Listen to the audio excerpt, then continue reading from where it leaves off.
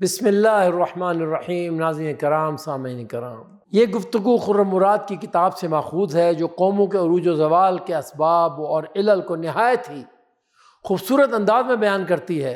قرآن مجید وہ کتاب ہے جس کے بارے میں نبی کریم صلی اللہ علیہ وسلم نے فرمایا کہ اس کتاب کے ذریعے اللہ تعالیٰ بہت سی قوموں کو اوپر اٹھاتا ہے اور بہت سی قوموں کو نیچے گراتا ہے۔ قوموں کے عروج و زوال کی داستان انسانی تاریخ کے صفحات پر اس طرح ثبت ہے کہ انسان اس پر غور و فکر کیے بغیر نہیں گزر سکتا۔ ناظرین کرام، جماعتیں اور گروہ گمنامی کے گوشے سے اٹھتے ہیں اور دنیا پر چھا جاتے ہیں، تہذیب و تمدن کے عروج پر پہنچتے ہیں اور پھر زوال پذیر ہو جاتے ہیں۔ ناظرین کرام، تاریخ سے ثابت ہوتا ہے کہ قومیں اور گروہ ترقی کی منازل طے کرتے ہیں اور جب بام عروج پر پہنچتے ہیں تو پھر زوال کی طرف چل پڑتے ہیں۔ یہ سوال اہم ہے کہ ایسا کیوں ہوتا ہے؟ چنانچہ اس کا جواب قرآن مجید میں ملتا ہے۔ قرآن کریم واضح کرتا ہے کہ قوموں کا عروج و زوال خالصتاً اخلاقی اور معنوی اقدار پر منحصر ہے۔ یہ انسان کی اخلاقی کسب و اعمال کا نتیجہ ہے جس کے نتیجے میں قومیں عروج یا زوال کی طرف جاتی ہیں۔ قرآن مجید نے بہت وضاحت کے ساتھ قوموں کے عروج و زوال کا سبب بیان کیا ہے۔ فرد کی زندگی کی طرح قوموں کی زندگی میں بھی ایک حیاتیاتی عمل ہے، لیکن فرق یہ ہے کہ قومیں لازمت موت سے ہمکنار نہیں ہوتی۔ قومیں اپنی اخلاقی زندگی کی بنیاد پر ترقی کرتی ہیں یا زوال پذیر ہوتی ہیں۔ ناظرین کرام، قرآن مجید میں قوموں کے عروج و زوال کے حوالے سے جو عظیم الشان اور فکر انگیز تعلیمات پیش کی گئی ہیں ان کو سمجھنا انتہائی ضروری ہے۔ قوموں کی ترقی نہ مادی قوتوں پر منحصر ہے، نہ سائنس اور ٹیکنالوجی کا اس میں کوئی عمل دخل ہے، بلکہ یہ خالصتاً اخلاقی اور معنوی اقدار پر منحصر ہے۔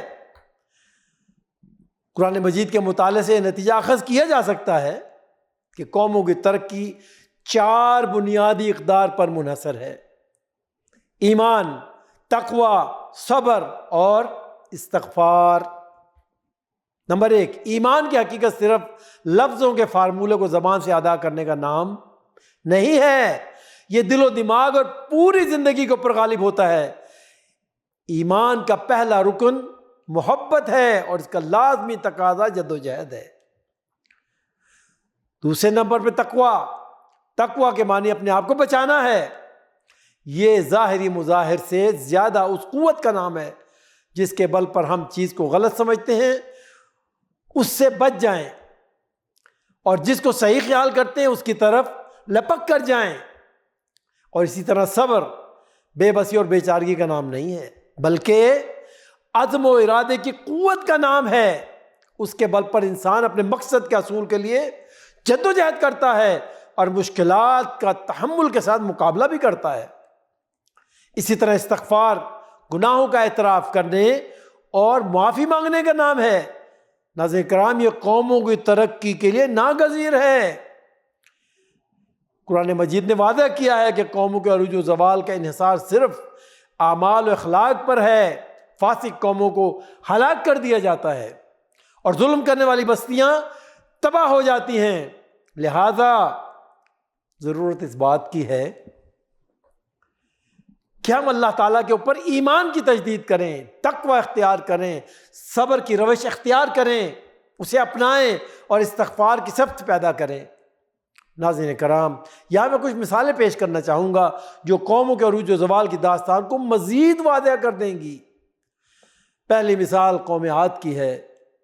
قوم عاد بہت طاقتور قوم تھی اور اس نے یہ نعرہ بلند کیا کہ ہم سے طاقتور بھلا کون ہے، لیکن جب انہوں نے اللہ کی آیات کا انکار کیا اور اس کے رسولوں کی بات نہ مانی تو نتیجہ کیا نکلا؟ اللہ تعالیٰ نے انہیں ہلاک کر دیا۔ اسی طرح دوسری مثال قوم سبا کی ہے۔ یہ قوم امن و اطمینان کی زندگی بسر کر رہی تھی، قرآن ہمیں بتاتا ہے، اور ہر طرف سے ان کو رزق مل رہا تھا، لیکن جب انہوں نے اللہ کی نعمتوں کی ناشکری کی تو اللہ تعالیٰ نے انہیں بھوک اور خوف کے مصیبت میں مبتلا کر دیا۔ اسی طرح تیسری مثال قوم بنی اسرائیل کی ہے۔ ناظرین کرام، یہ قوم مصر میں غلامی کی زندگی گزار رہی تھی۔ لیکن جب انہوں نے صبر سے کام لیا تو اللہ تعالیٰ نے انہیں اس سرزمین کا وارث بنا دیا جسے اس نے برکتوں سے مالا مال کیا تھا۔ ناظرین کرام، سامعین کرام، ان مثالوں سے یہ بات واضح ہوتی ہے کہ قوموں کی ترقی اور عروج کا راستہ ایمان، تقوی، صبر اور استغفار میں کیا ہے؟ پوشیدہ ہے۔